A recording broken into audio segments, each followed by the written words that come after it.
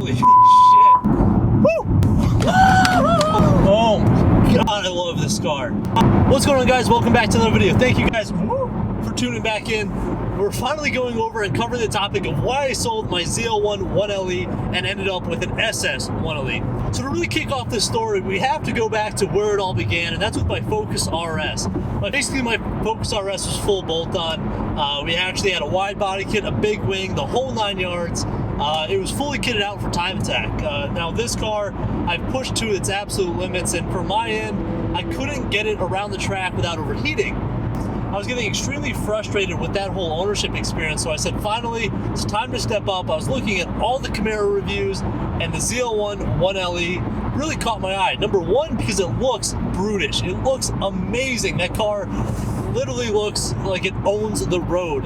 So I went to go test drive one. It was actually raining out that day, and it's supercar 3R tires on it, as you guys all know. And those things did not hook up at all. It was the middle of winter down here in Atlanta, which surprisingly enough gets pretty cold. It was like 30 degrees or something, and those tires would not hook up for shit. I was literally slipping and sliding around every corner. But the car had so much power, and it was so much fun. And really what surprised me the most is that relative to my Focus RS, that had coilovers, again, sway bars replaced and everything else to really stiffen up the ride, it didn't feel undrivable. It felt actually pretty comfortable, even with the DSSV suspension. So I went ahead and I bought it. So here are some pictures. I don't have too many videos from that time because I really wasn't doing too much YouTube. But here are some pictures of me with the car looking all funny and awkward. Me sitting in front of the car posing super awkwardly as you normally do. Yeah, so I brought it home and the car was an absolute monster. Signed off.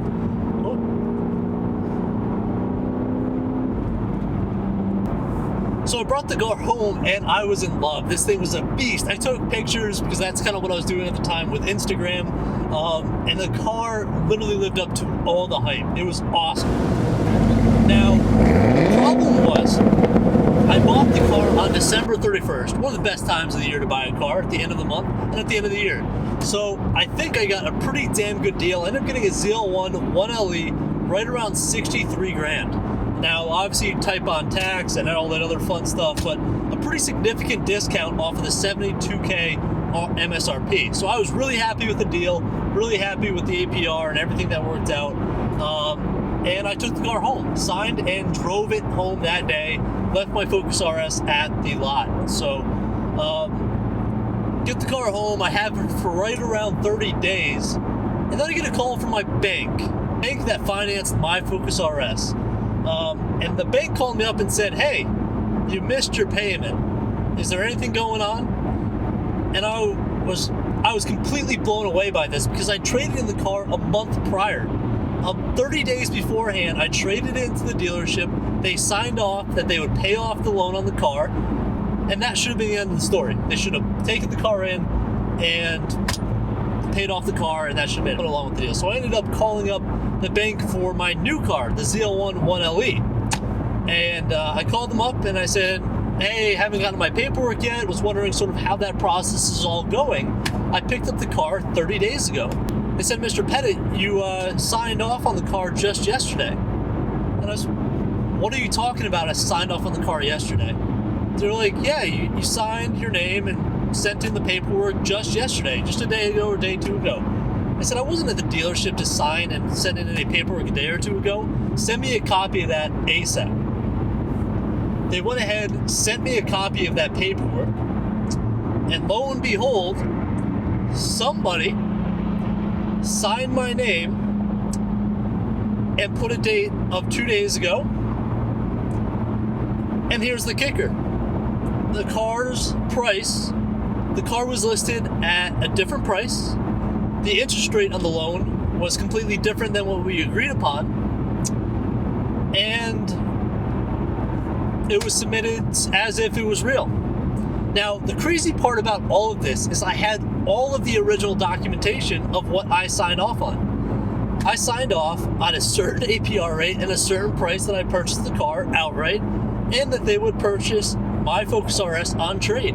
And I was shocked to hear of all of this unfolding. They tried to fix it. And by trying to fix it, they tried sort of saying, hey, look, we'll give you X amount off of this car, even below what you originally agreed upon, to make this right. I really didn't have a really good feeling about that. I really didn't trust this dealership anymore, and I was kind of done with it. I loved the car, but I hated the process and what I just went through. To kind of wrap that whole thing up, what we agreed upon was, since they haven't paid off my car was still in my name, they would pay me for the legal fees and legal trouble, and then I would basically turn back in the ZL1 1LE after 1 month, and then I would drive home my Focus RS, and we would part ways. I always kept my eye out for what ZL1 1LE I'd buy next. I was waiting for the right deal, and the opportunity came up to test drive an SS1LE. Now, I'm sure I'm like many of you, where I do track my car, but most of my time is commuting, like we are right now. I track my car. Roughly we take our car to the track once a month. But at the level that the ZL1 1LE is, it's a monster of a car. It is a beast on track, but at 650 horsepower, it was just almost unusable. There are times where I was able to get on it and rip, like it would shred tires in third gear, and it would just fucking throw you back in your seat. It was nuts. What I found out is, after driving an SS1LE, it's got 455 horsepower. I could have just as much fun in this car, be more comfortable on a day-to-day commute, and just have lower cost to insure, lower cost for track insurance, lower cost for tires, brake pads, and so forth, consumables.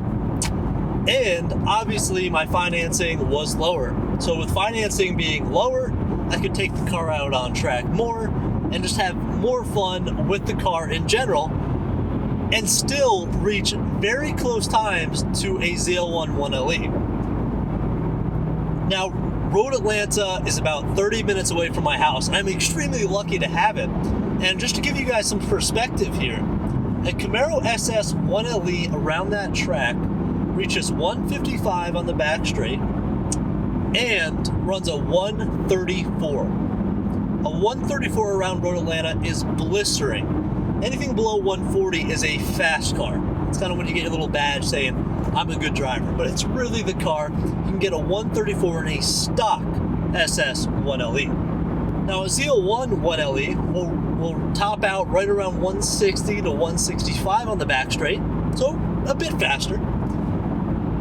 And essentially you'll run a 130 flat.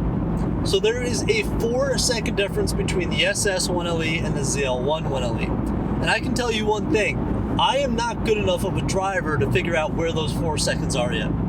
I have not even come close to reaching the limits of this car, and I wouldn't be able to find the limits of the ZL1 1LE. So, what I figured is more practice, more seat time will be the key to me becoming a faster driver. I'll be able to enjoy this every single day. The Magnum Ride suspension is so comfortable. It's so amazing. And at 450 horsepower on rear-wheel drive, you will break traction and be able to shred tires, do burnouts, and just slip and slide across the road as much as you want. There is no concern at all about the amount of fun you can have in an SS1LE compared to a ZL1. I own them both. And for half the price tag, so the 63, and I picked this car up for just under 30 grand, I think this is the better value, by far. I do not regret selling that ZL1 1LE or that whole experience at all, because I ended up with the right car. So, a lot of you guys were asking, this video has been 1 year later from when everything else occurred. So it really comes down to what you guys really need. Are you a competitive track driver? Do you like big horsepower and love doing pulls on the highway and street racing, all that other fun stuff? Or do you like just going to Cars and Coffee and having the top trim level of any type of car? The ZL1 1LE is a great package, and I do not discount that car at all. It's a monster, and I'm sure we'll actually end up picking up one someday. I just think the SS1LE is a crazy value for the amount of dollar that you pay. For 30 grand, I really don't think you can beat this, both on the track, in daily driving, and just overall comfort. I absolutely love this car. I hope you guys do as well. We have some crazy content coming up on the channel. We have new wheels, a wrap, and a big wing coming on the car, so stay tuned for all of those changes. And we have a pretty big track day coming up, so I'm going to be walking you guys through that whole setup process and basically the whole event as we go. So stay tuned for all of that content. If you did, please like, comment, and subscribe, and I'll see you guys in the next one. Peace out.